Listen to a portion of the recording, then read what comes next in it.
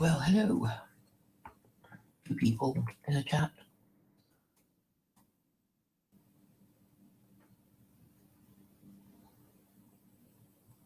Yes, it was a very good debate, wasn't it? I particularly enjoyed the way Haqiqatjou was pretending that Mark wanted a Anglican theocracy. He did it, quite repeatedly, but I don't think Mark got it. But anyway, the long and short of it was that Mark agreed to read the Quran. He agreed, and there should be, there should be an open invitation, to. Well, Daniel should have extended an open invitation to Mark to discuss the Quran once he'd read it all. But anyway, progress was made. Daniel was quite gentle with Mark, as he was with Roosh, really. I would have adopted a more aggressive stance, but then that's me. Because really, Mark did tie himself up in knots when he couldn't accept that it was liberalism that was a problem. So it was a great. Okay, let me start again. I think Mark only agreed to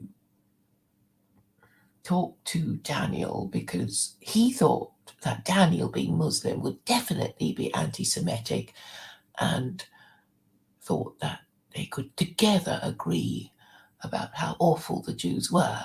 But Daniel refused to play ball, and I'm sure he doesn't really blame the Jews anyway. He has a more historic analysis of why Christianity failed. In fact, I would say that his position mirrors mine. He blames liberalism, and so do I. So my analysis is that Christianity is kaput. It was replaced by liberalism, and liberalism is now kaput. So no point blaming the Jews, whose morals have also been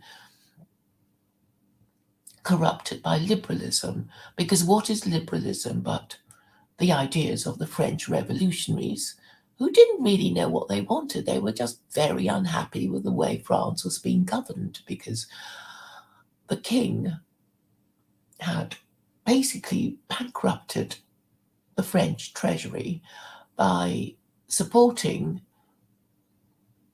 the American revolutionaries, because he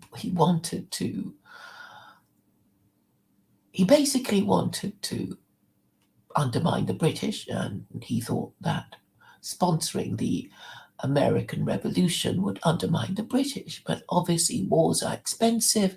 He bankrolled the American revolutionaries, who won, and he was left with a big fat bill that had to be paid. And basically the church said, no, we're not paying. And the noblemen, the warrior class, basically said, well, we're not paying and you can't make us. So predictably, it was the third estate. So the first estate is the Catholic Church. The second estate is the nobility, who would be the barons, who would be supplying the king with soldiers for his army.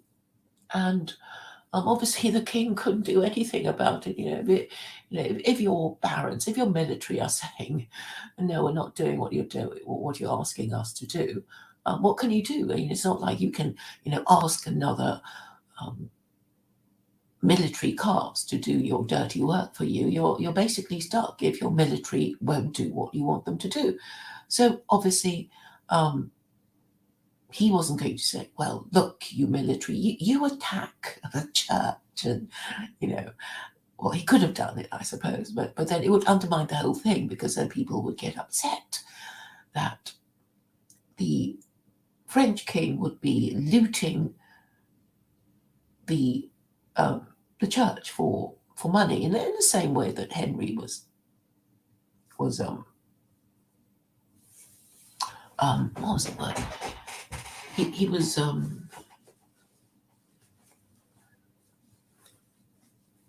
well, he looted the monasteries, didn't he? He looted the Catholic Church to get the money from them. So Louis didn't feel he could do that. So the burden of the taxation fell on the third estate, the commoners who were the middle class and the peasantry, and they didn't like it. And eventually, led by middle class revolutionaries, there was a French Revolution. And basically, the ideas of liberalism came from the French Revolution. And this is what Daniel was on about, but he didn't really push that point hard enough. I would have just, made a complete meal out of it, a banquet, a feast of it. But I know that Daniel sometimes wants to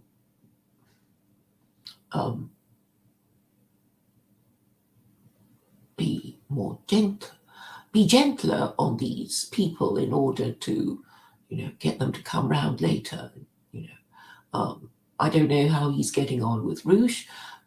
Rouge is not making any progress as far as I can tell, because if you look at his big bushy beard, you will know that it is the beard of an incel, and he's not going anywhere.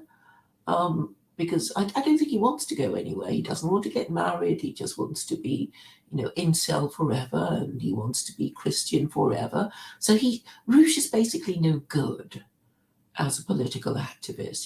He's basically dropped out. And, I ain't dropping out. Well, if I dropped out, what would happen to you lot? You'd have the likes of Mark Collett going on about the Jews and getting himself cancelled from all the mainstream social media platforms, as Mark told us. And then where will you be? You'll just remain the social and political pariahs you are for blaming Jews. So Daniel wisely refrained from blaming Jews, which discombobulated Mark a bit, because I guess he probably he wasn't expecting a Muslim not to blame Jews. He wasn't expecting a Muslim to have a historical analysis of Western history from the time of the French Revolution, as I have done. So Daniel could have pushed his point a bit harder. I don't mind that, they're my points really, but it doesn't really matter who makes the point, because really these points should be driven home loud and hard and repeatedly about liberalism being the problem, and liberalism corrupting the morals of the Jews. I mean, why wouldn't they be corrupted? They've been living here for centuries. And we know they don't want to go and live in Israel. They don't want to go and live in Israel because it's full of Jews surrounded by Arabs who hate them.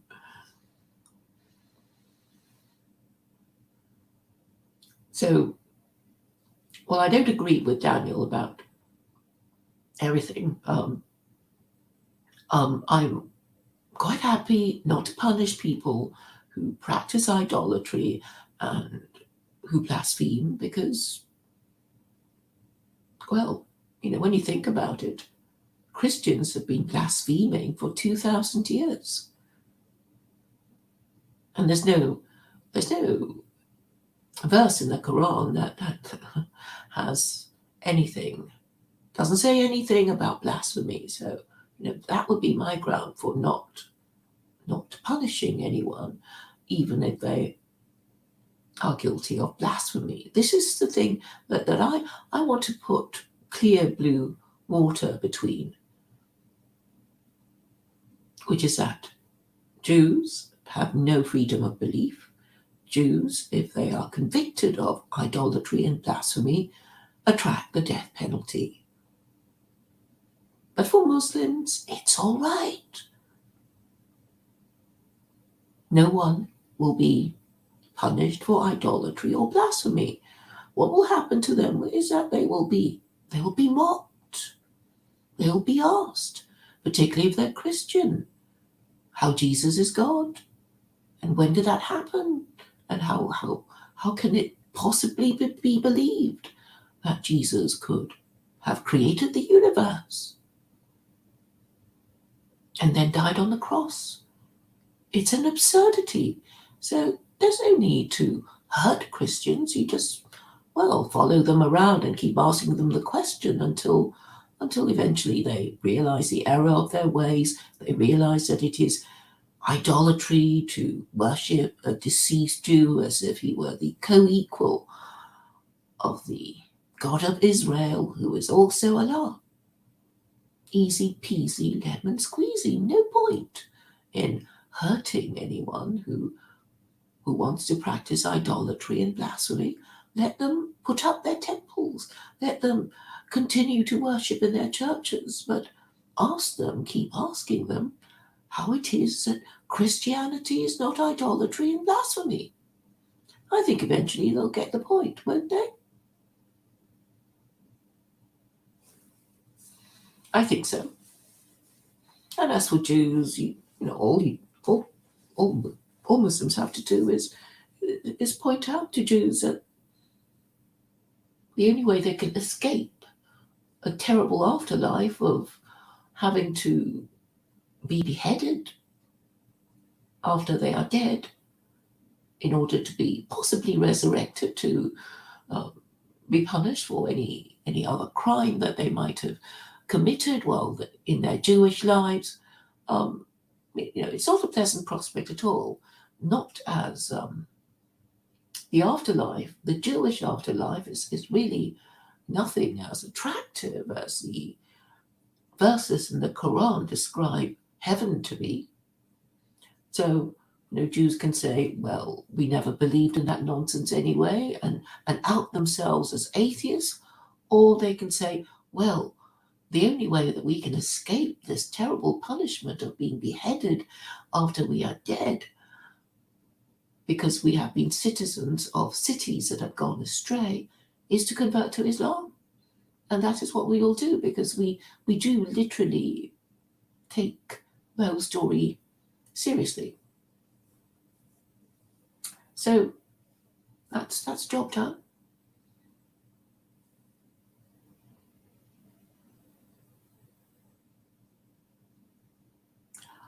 What else did Mark say?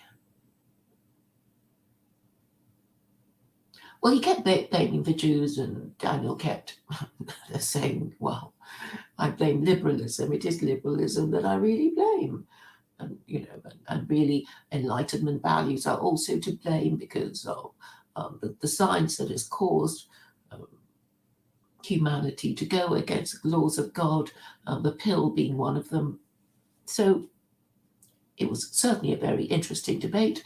I hope they will meet again and discuss further the topics that have arisen. Or if not, they can. I'm always happy to talk to Mark again, but I know he is a little reluctant to discuss secular Quranism with me. But perhaps his mind will change after that pleasant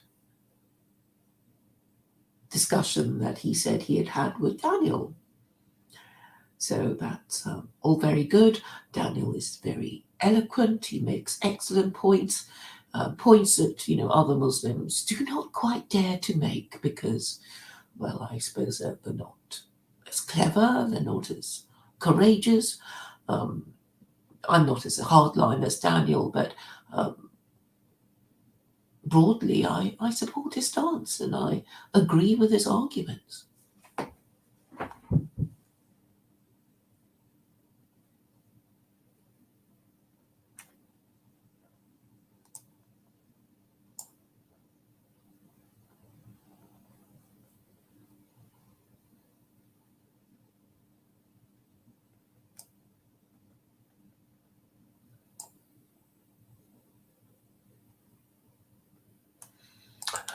Right.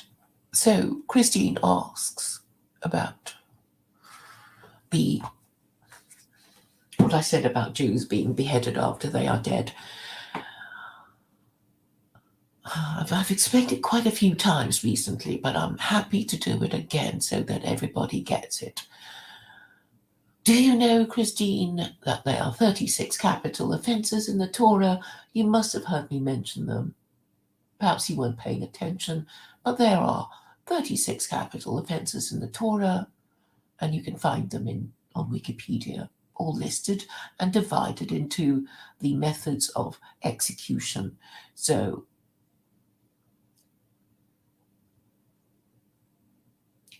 the methods are death by strangulation, death by beheading, death by stoning, and death by fire. So 4 methods of execution for these 36 capital offences. And these are found in the Torah. At no point were these death penalties rescinded. So we can only imagine that they are in force. And if there are no such penalties on this earth at this time, and no prospect of Israel becoming a theocracy and enforcing these penalties against Jews in Israel, we can only suppose that these penalties will be exacted on Jews in the afterlife. I hope this is clear enough. And I'm saying that most Jews, or about half the Jews in existence, are not in Israel, and most of them are in Western nations, and this means they are in Christendom, and therefore they incur the penalty of death by beheading, because one of the 36 capital punishments is that of being a citizen of a city that has gone astray. And the definition of a city that has gone astray is a city that practices idolatry. And what is Christianity but idolatry and blasphemy? And it's not, the innocent kind of idolatry that the Hindus practice in their ignorance of the Abrahamic faiths. It is deliberate idolatry, calculated clearly to offend Jews. Because what could be more offensive to God than to say that he is to be equated with the worst of the most pathetic of all creatures, a man executed for blasphemy against himself? The entire story is an absurdity, but it has been perpetuated because, I think out of carelessness.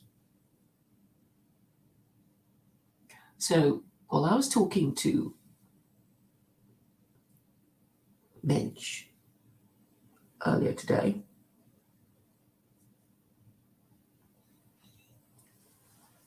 I was saying that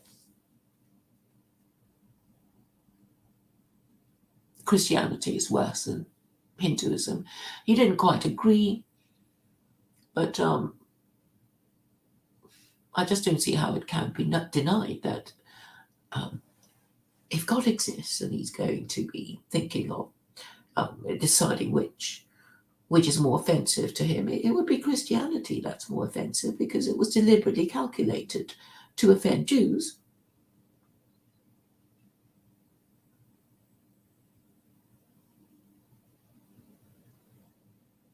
And was created. It was cooked up by Constantine. Remember all these alliterations, cooked up by Constantine, because he wanted to have a new imperial religion because the old imperial cult was failing. And We know from Roman history that the Romans were having a lot of problems with the Greeks who kept rebelling against them. So it cost the Romans a lot of blood and treasure to subdue these rebellions. And they thought, well, we're just going to use their religion against them. And so they cooked up Christianity. Well, that's my theory, and I'm sticking to it. And a partial confirmation of this thesis can be found in Caesar's Messiah, a book by Joseph Atwill that has been made into a documentary that you can find on YouTube. Caesar's Messiah. Only 90 minutes, well, a bit complicated, but you'll have a deeper understanding of where Atwill is coming from about the canonical and the synoptic gospels, and you'll increase your knowledge of biblical scripture. And I should also inform you that the New Testament is not even from Jesus, let alone God. Christians themselves don't claim that the New Testament has a divine authorship. So basically, the most important ones, Matthew, Mark, Luke, and John, were books saying, we met a man called Jesus, and we think he's the Messiah.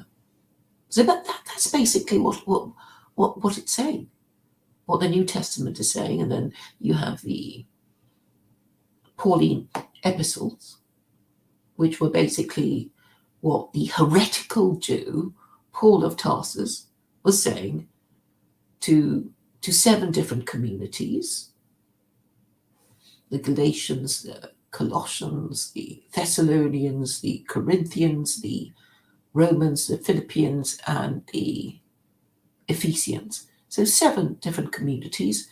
He basically wrote to them and told them how to be Christian. And I would say that this would have clocked up 7 separate death penalties, because he was obviously instigating these 7 different communities to practice idolatry.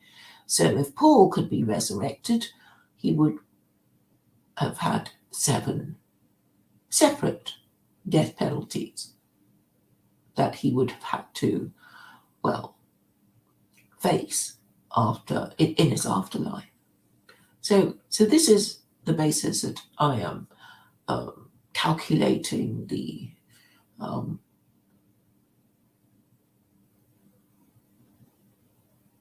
kind of death penalties that heretical Jews like Paul of Tarsus would have to face. I mean, obviously, I don't know. I'm only an agnostic, but if it is what the Torah says, and Jews are supposed to believe in what the Torah says, so they'll have to accept that, this is what the Torah says, and I'm using these rules to put it to them that their afterlife is, well, not so nice.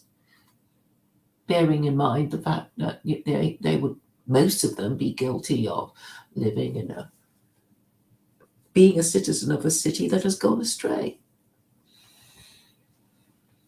And so the only way they can escape from this terrible afterlife is to convert to Islam. And I'm saying that if it is indeed the case that God revealed both the Torah and the Quran, he's basically inviting the Jews to put 2 and 2 together and say, really, I wanted you to become Muslim since the 7th century, but you were too full of yourselves to put 2 and 2 together, because you were clearly more into this idea of being God's chosen people. And really what you should have done was to rank the 4 Gentile religions as soon as Islam was, had established itself. And then that would have made the nation that they were living in a righteous Gentile nation, and that would have meant not being subject to the terrible afterlife penalty of death by beheading. I know this is not what Jews talk about, because there's an element of denial there, you see.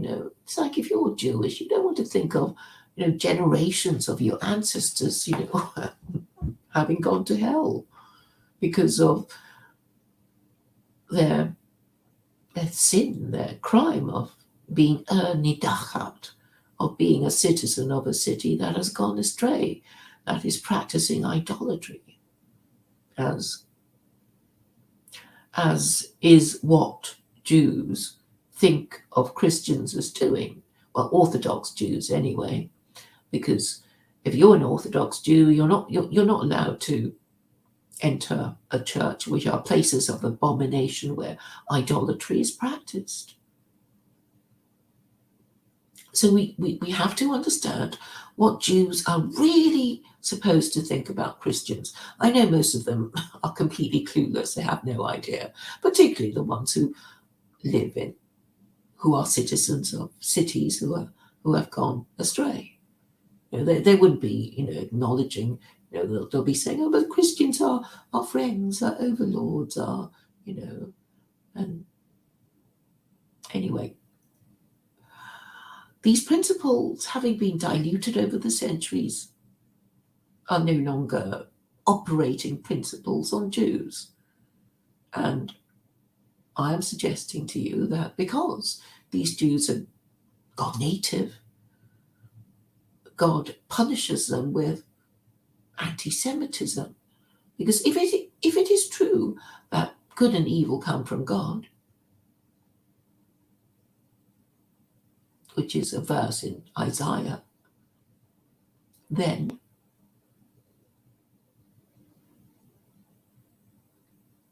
suffering is punishment for sin.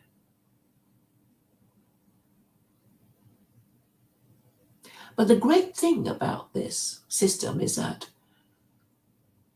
you will be more likely to correct your mistakes sooner if you believe in God, because if you believe in God, you would have to believe in this narrative.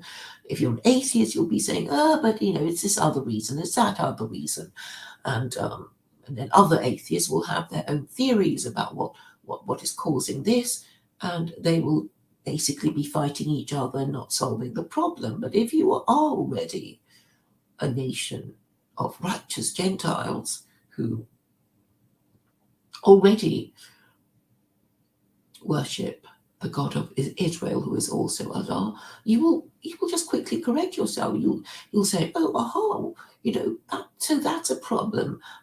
Fornication is a sin. We've been doing that with, it's a gateway sexual offense that has led to gay marriage and transgenderism and transhumanism. We see now the error of our ways, and we are now going to correct ourselves. And, if they were such a society in the first place, none of these problems would happen. But since they have completely forgotten their religion, which began to fail, centuries ago, because I would say that the wars of the Reformation were evidence of the failure of Christianity. So, they went on for about 150 years when when Christians transitioned from being Catholics to Protestants. It took about 150 years for the English Reformation to complete itself, until the Protestant succession was secure in the glorious Revolution of 1688. And before that, you could say that Christianity failed Charles I in 1649 during the English Civil War, when he was the victim of regicide, when he lost his head, when briefly Britain was a republic.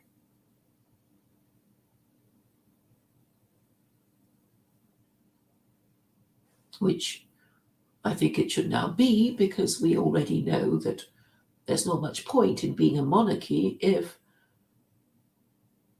you're just victimized for doing what is perfectly legal in your own country, where it isn't illegal to have sex with a 17-year-old female. So we now know that Andrew has had to cough up millions of pounds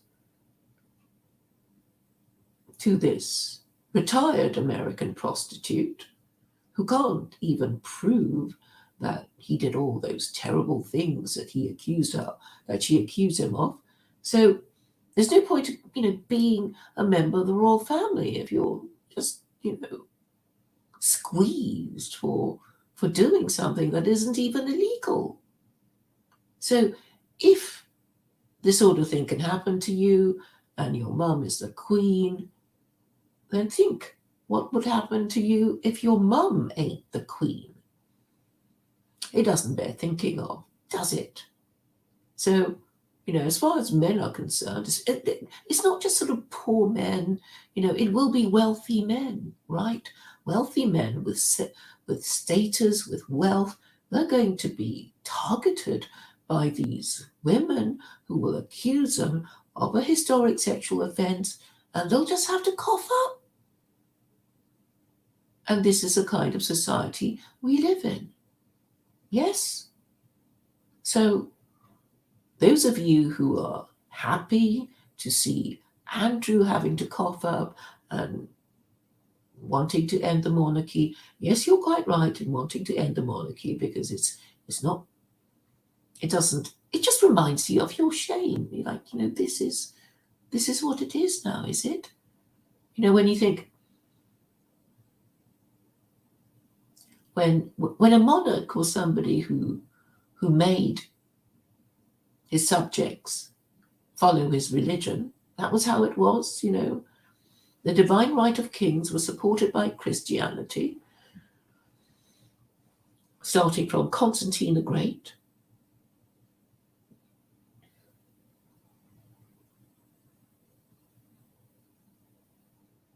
And so one of the reasons why Henry II said he would convert to Islam when he'd had enough of the Pope, who was really being very bossy. So Henry II in the 11th century, I think, he threatened in a letter to the Pope to convert to Islam. And implicit in that is that if he converted to Islam, then his subjects would also convert to Islam, because of the doctrine of cuius regio eius religio, meaning whatever is the religion of the monarch, that is the religion of his subjects.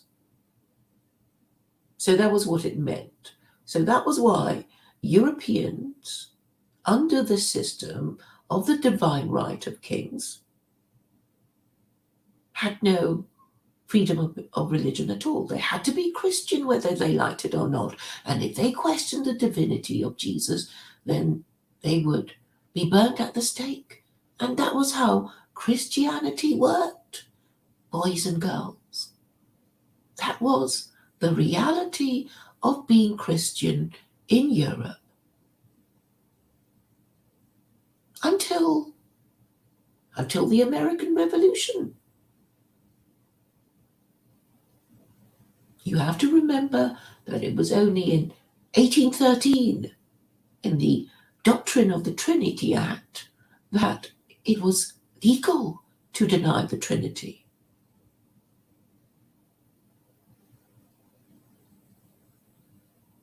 So the American Revolution was in 1775. Oh, okay. I'm a bit vague about that. I think maybe I'm confusing the beginning of the American Revolution, the American War of Independence, with whatever. But anyway, there's a sort of range of dates, but it was around that time that America established its republic. I think it must have been 1775. Yeah. And the Constitution stated that citizens would have the right to freedom of belief. That's the First Amendment based on Chapter 2, verse 256 of the Quran. There is a White House Quran. It belonged to Thomas Jefferson, who drafted what later became the First Amendment. The Virginia Statute on religious freedom was drafted by Jefferson, and it subsequently became the First Amendment. So all these footprints of Islam are already on the history of the West, except that, in their chauvinism and their intellectual dishonesty, they refuse to admit it.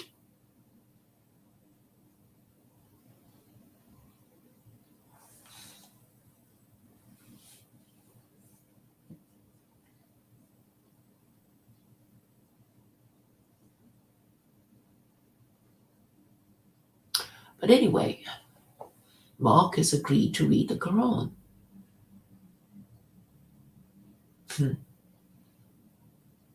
So I think there was great progress tonight. Daniel has said he's got a copy of that debate, so if YouTube decide to nuke it, it'll still be on Odyssey or BitChute or other places. And I think we already know what is happening in the West. It's because of the failure of Christianity and the failure of liberalism, which is basically what Daniel has been saying for a while now, as I have. Mark didn't really get it until tonight. But I think more and more people are reading the writing on the wall and more clearly understanding its message, which is that you cannot maintain morality without religion. And obviously liberalism is not a religion at all. It's only a secular political ideology, and not viable because no one ever wrote liberalism. It wasn't some genius idea of somebody in the past. It's not even like Marxism, because at least Marx said, well, I predict that eventually we will all get to a workers' paradise. Marx made a prediction. It was a prophecy, right? It was a prophecy of a workers' paradise. And there was a book, it had an author, the Communist Manifesto, written by Karl Marx. But liberalism, who wrote it? We have liberal intellectuals who written about this and that, but there was no particular writer or thinker that could be said to have started the whole thing. So liberalism is basically a confused mess of, well, whatever Western governments have been doing in the past 300 years or so. And what was the Enlightenment anyway but a reaction against the horrors of the wars of the Reformation? They must have thought after it was all over, like, what the hell was that about? What were we fighting about? Do we even believe that Jesus is God? Do we? But of course the fighting was really about whether the Pope should have the right to tell European monarchs how to govern their kingdoms And the answer was no, he didn't, because he was no better than they were. And anyway, he couldn't make them do what he wanted because he didn't have an army big enough to make all the different European monarchs do what he wanted. So the entire premise of Christianity was unsustainable in the long run. The European monarchs, the barbarian kings of Europe, shall we say, who accepted the corrupt bargain of Christianity, they would inevitably grow up. Their descendants would become educated European men with, well, they could read and write for a change, and they knew Latin and Greek and all that kind of thing. And, well, you would expect people with a bit of education to have a few ideas of their own, and who would eventually resent being told what to do by the Pope, whom they would know didn't have the power to compel them anyway. Of course, you could compel them by, getting the Spanish to, sort the English out, but, well, that wasn't very successful, as we know from the Spanish Armada. And so, it is obvious now, isn't it, that Christianity was always meant to fail. The bargain was a corrupt one. It was an unsustainable bargain. And once a state gave up the practice of executing its subjects for blasphemy, well, about 70 years later, the American Revolution happened. And the American Revolution was a rejection of monarchy and Christianity.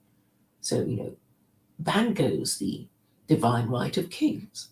And this was confirmed in the French Revolution and then the Russian Revolution. And so, I suppose it is time for the British monarchy to come to terms and see the writing and read and understand the writing on the wall.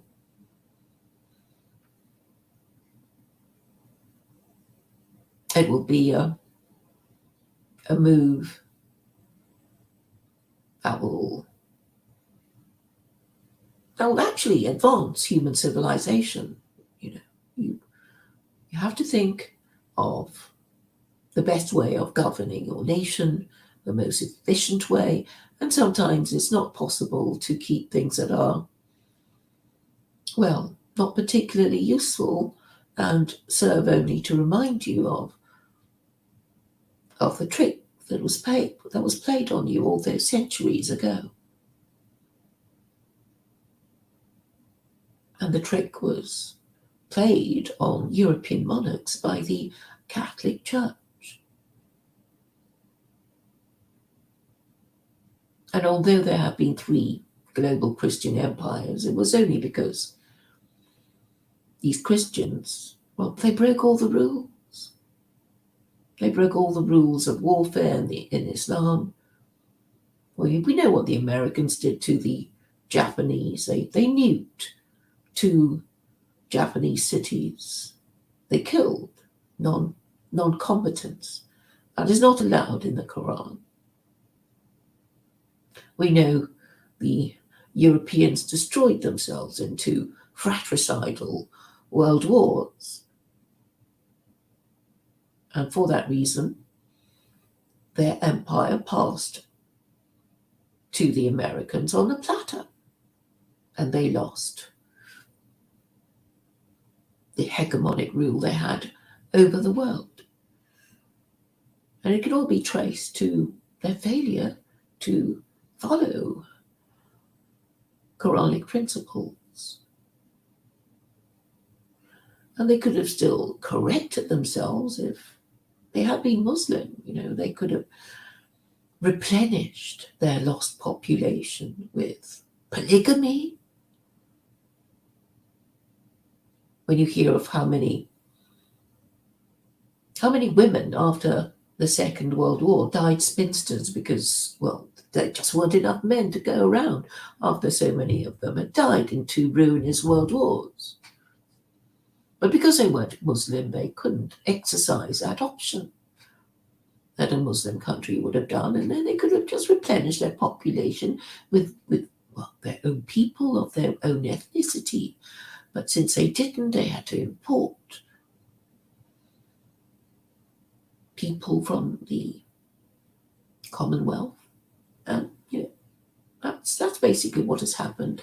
All their mistakes can be traced to not following Quranic principles. So why not just admit it? And one of the things that Daniel said about Islam was that under Islamic principles, under Quranic principles, you can have lots of different kinds of people living together. You didn't say that Islam was an imperial religion, but we know it is. Islam is an imperial religion, and being an imperial religion, it easily accommodates different kinds of people in its polity. So what's there not to like about it? And if you did believe in God, then you would think to yourself that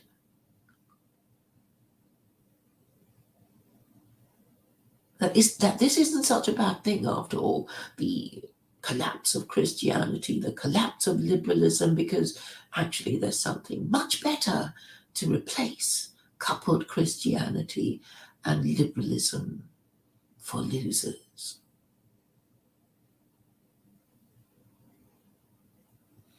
I'm trying to think of what Daniel or Mark might have said. I guess it'll come back.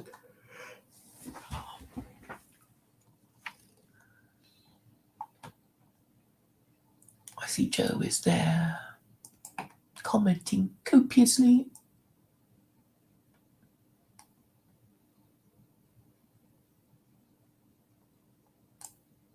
So I think I've explained to Christine Ramsey why one might have to suffer an execution in one's afterlife if one were Jewish and already guilty of the crime of nidahat, which is to be a citizen of a city that has gone astray, i.e. practicing idolatry, i.e.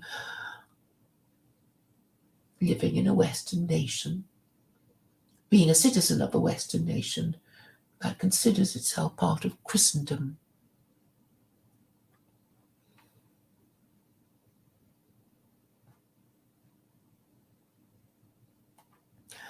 Christine goes on to ask, if you were dead, beheading wouldn't matter except to the one committing it. Well, no. Obviously, that there's this presumption that you have an afterlife, whether you are good or bad.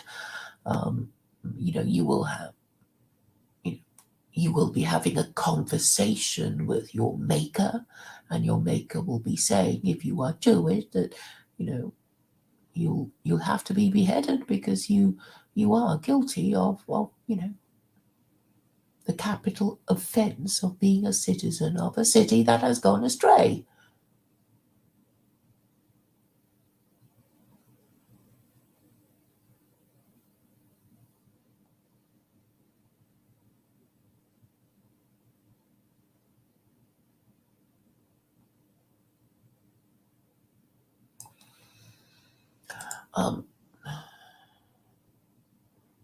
Just look up.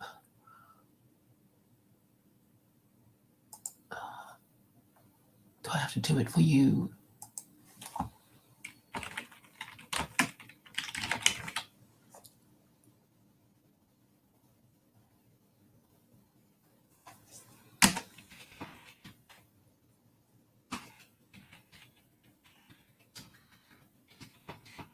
I've said it so many times. I just don't know why people still don't get it.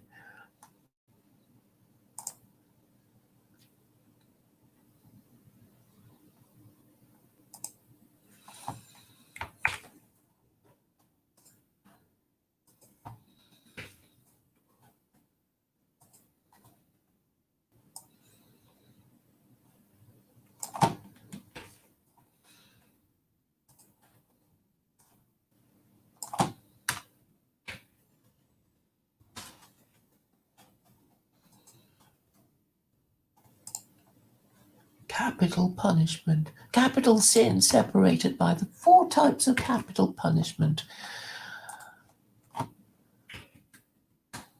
So there you are, Christine.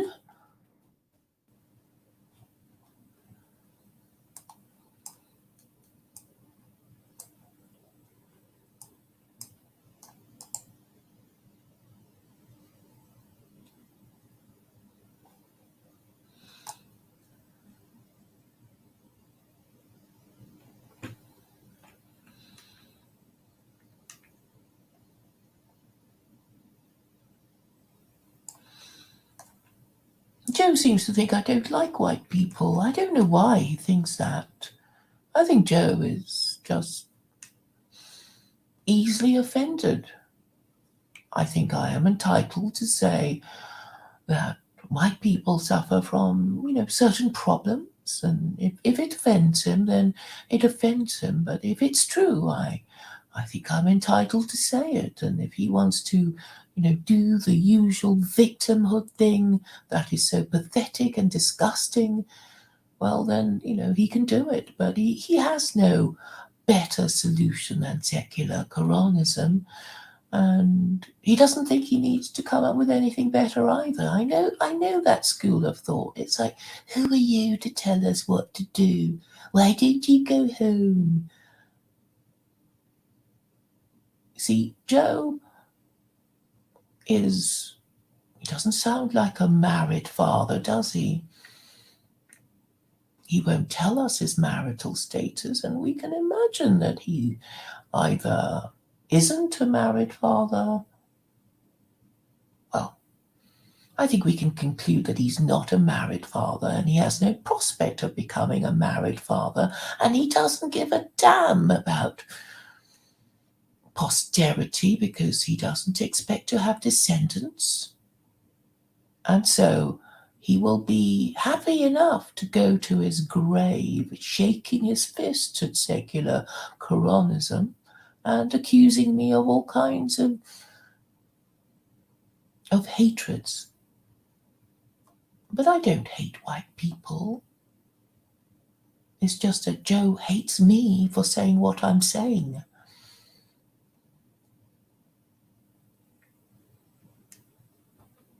Stop living in the past.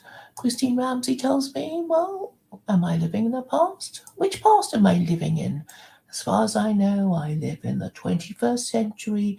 This month is February, the date is the 19th.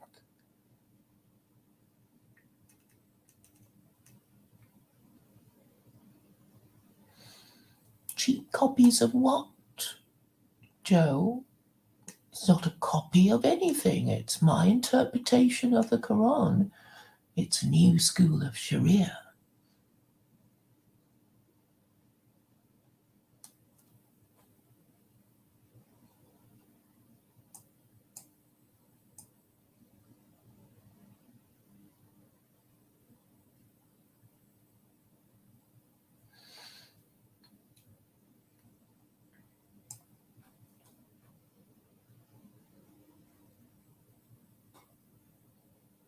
What violent punishments are you talking about? I'm not into any punishment. I simply have to go by the book.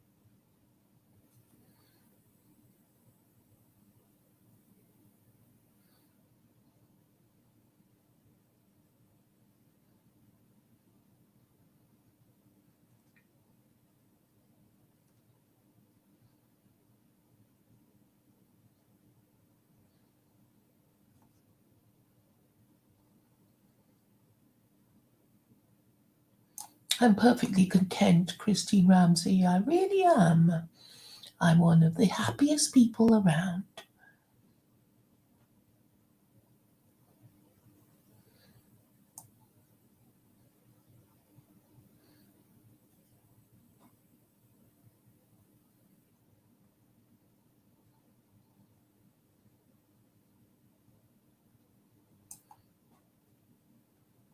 Henry II is relevant to the 21st century in that as long ago as the 11th century, he was already thinking of converting to Islam to get himself away from the malign influence of the Pope, who was getting too big for his boots.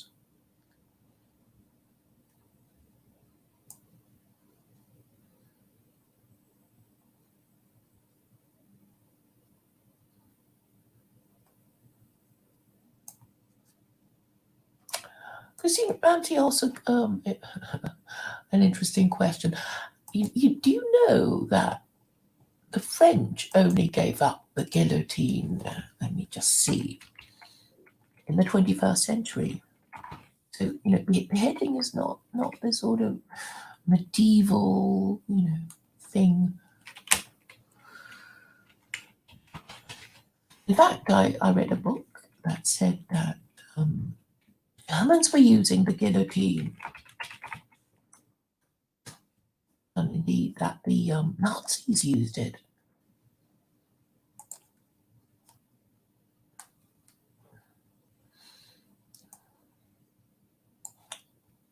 Retirement of the guillotine. The guillotine remained the official method of execution in France until the death penalty was abolished in 1981. So there you go.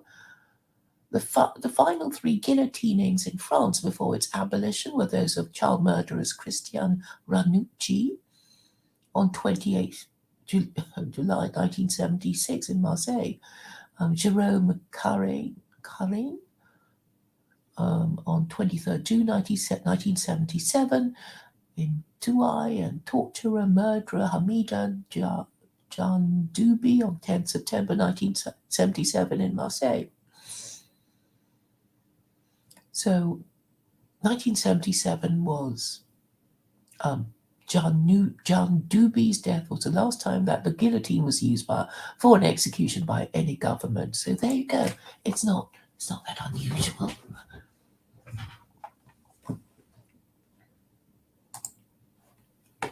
You do learn a lot from me, don't you, boys and girls?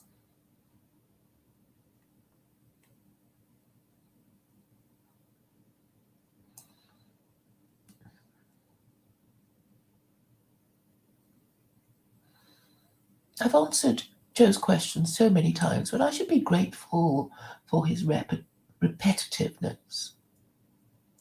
So I've already said that under secular Quranism, marriage will be treated as a contract, and I'm going to abide by this rule that no one who is not a full legal adult capacity can make a contract, making the age 18. Do you understand, Joe? You're welcome to keep asking this question again in the hope of discrediting me. But yeah, under my system, nobody can marry until they are 18. Is that clear?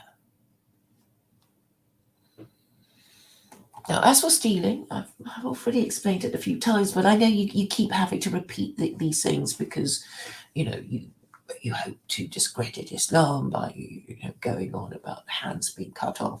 I've already said that only violent criminals using force and threat of violence to take other people's property off them would be subject to manual amputation. So a child stealing an apple from a market would not come under this heading, and in any case, a child will be deemed not to be of criminal capacity, if you're familiar with that concept.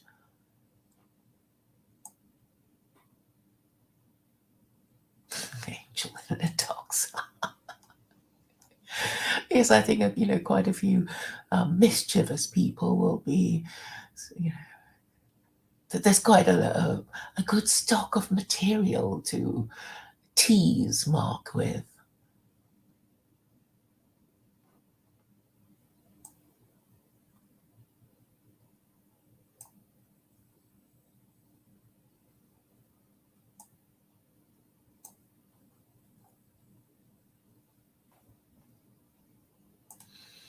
Such feeble objections.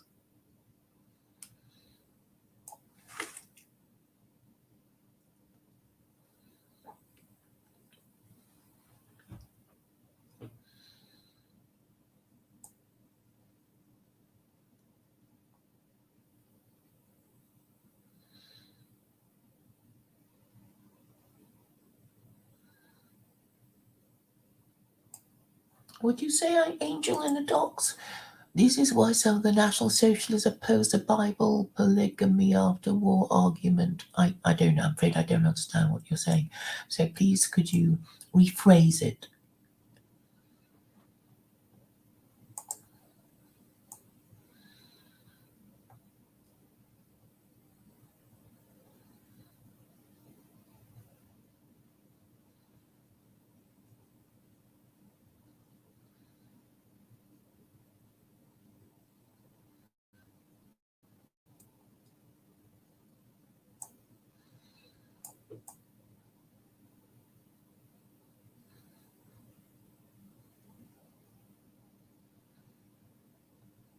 I've never said I hated white people, Joe. You can repeat it as much as you like. But, well, some of my best friends are white.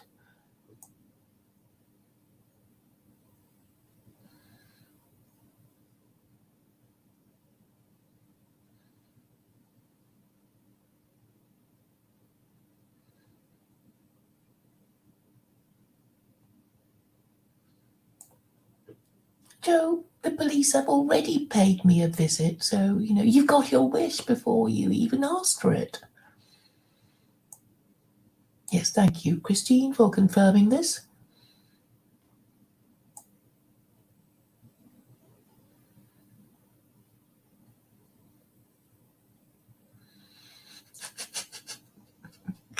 Well, look, Joe, I'm sorry that you hate me for saying these things about white people, but it doesn't mean I hate white people. It just means that you hate me. So don't confuse your feelings with my feelings for you. You're the one who's guilty of projection.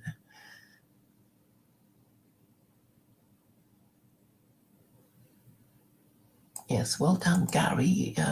You're just 1 year off about the French last using the guillotine. It was 1977 on somebody called Hamida Jandubi. He was a torturer, murderer, and he was executed. He was beheaded on the 10th of September 1977 in Marseille.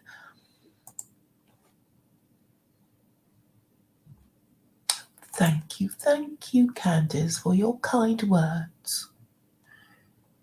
Praising my elegance, my wit, and my... Thank you.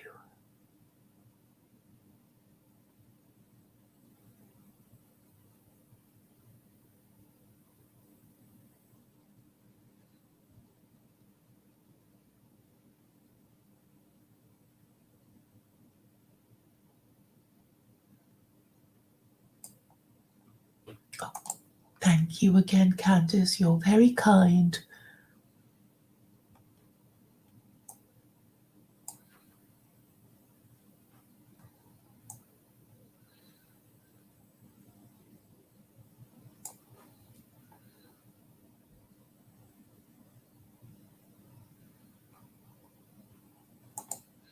Hello, Warbanger. I don't think I know you. Welcome.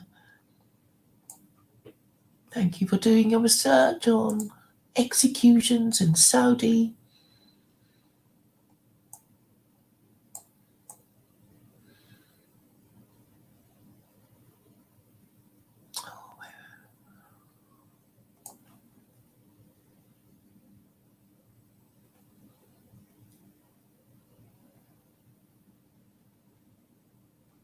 Thank you for making the point that beheading was a standard method of execution in pre-modern Islamic law. I mean, it's still the most practical way of execution, because in Saudi, I know there's a swordsman who basically, goes hither and thither to where his services are required in Saudi.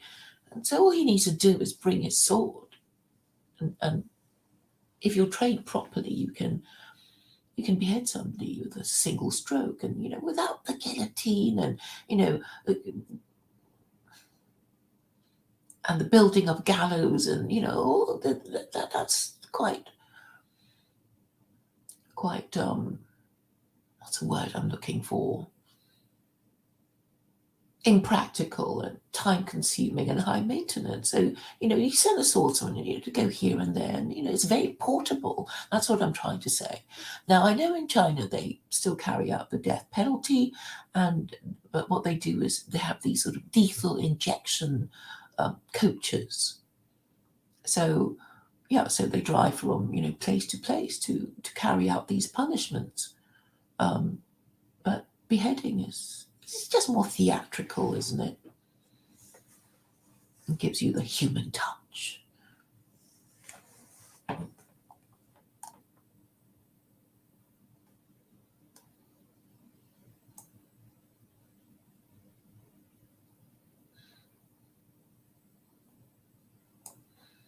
Warbanger says, Saudi Arabia is the world's most safest country. Really? I guess nobody would dare do anything for fear of suffering manual amputation and crucifixion and beheading.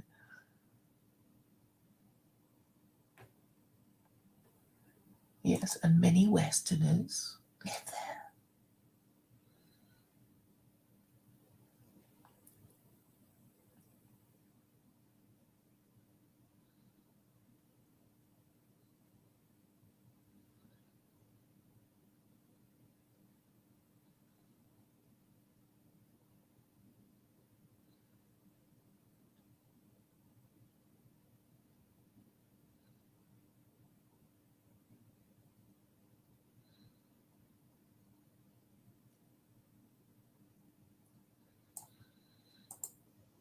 Oh, thank you, Candace. You are full of compliments today.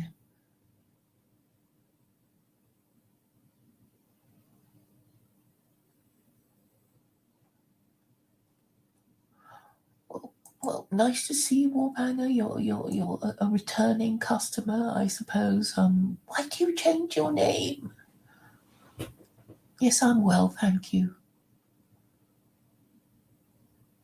It's hurtful that Joe wants to pretend I hate white people when really, I've taken a lot of trouble over them. I've told them things that nobody else would tell them because I care about them, right?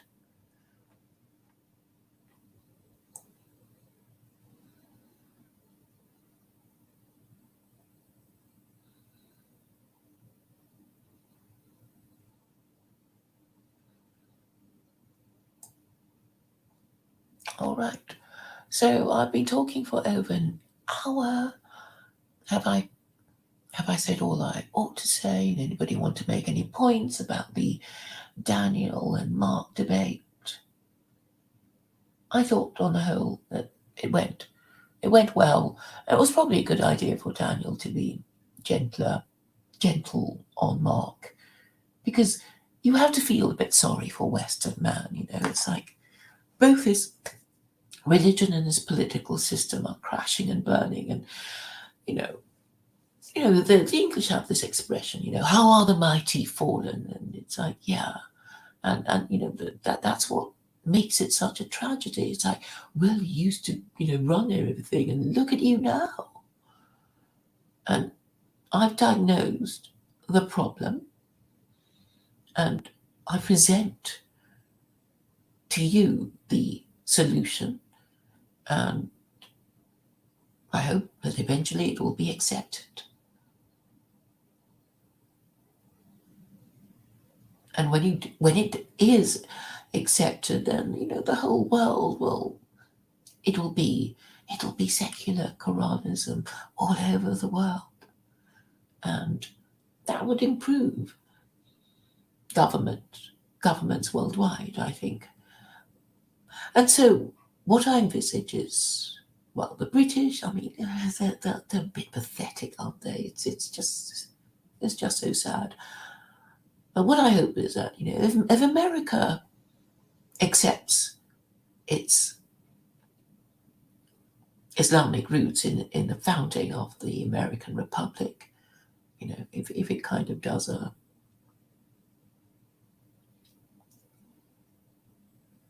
if it announces it, if it talks about it, then I think the rest of the Western world will follow suit. And they can have, well, secular Quranism in Europe and America and Canada, and maybe Mexico, and might spread to China, and it'll just make the world a better place. Australasia, India, and they can interpret a Quran in their own way. I mean, obviously, I can't control the interpretation. I can only make helpful suggestions.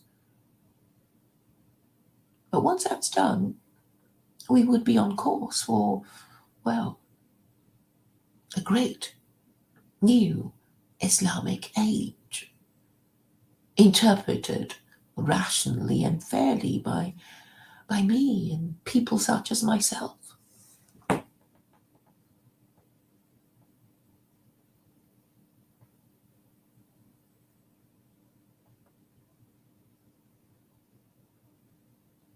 I'd like to teach the world to sing in perfect harmony. Grow apple tree. How does it go? Anyway, I'm not a good singer, so it's just as well that I got the words wrong. But you can go and listen to it properly on another channel.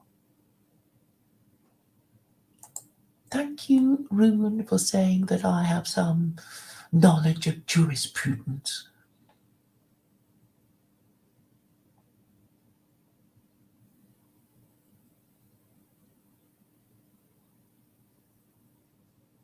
All right, thank you for coming. Thank you for paying attention. I hope you enjoyed the debate between Mark and Daniel as much as I did. And I'll no doubt be speaking to you again very soon.